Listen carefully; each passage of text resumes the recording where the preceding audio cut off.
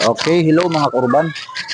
So, andito ulit tayo sa ating ah, grow house ng ating mga halaman na lettuce saka pipino.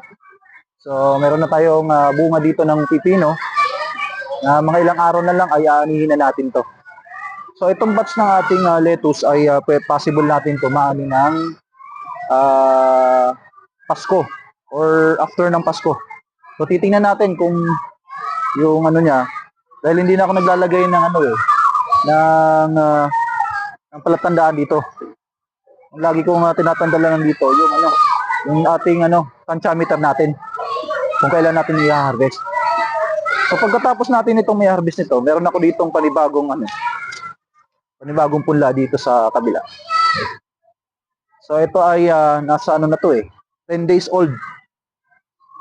Itong lettuce na to. Olmete din to. So ililipat natin siya next week.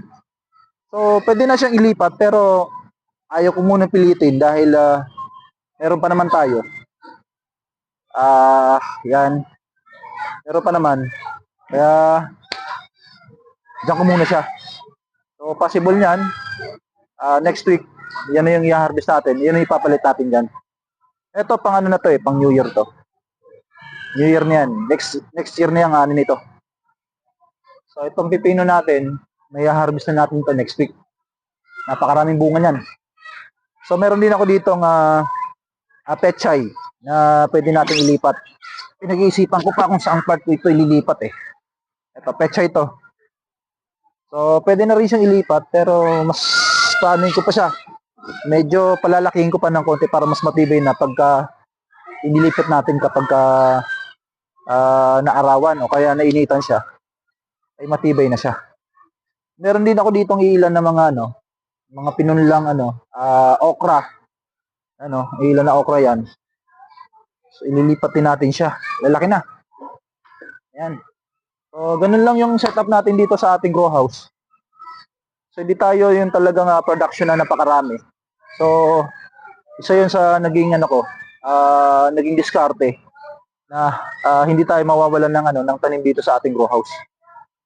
So kailangan lagi-lagi meron tayong makikita at ma-harvest. Anytime na pwede tayong pumunta dito, may makikita at meron tayong ma-harvest. So ito ay nasa 1 week old pa lang to after natin ng pagta-transplant. Ganda na. Okay, so ganun lang yung rotation natin dito sa ating grow house. Always monitor yung ating mga water level ng mga tanim. Yan lang. So lagi yan. Okay? So yun lamang po ang ating update dito sa ating grow house dito sa City Santa Teresa Elementary School. Okay, mga Korban, thank you.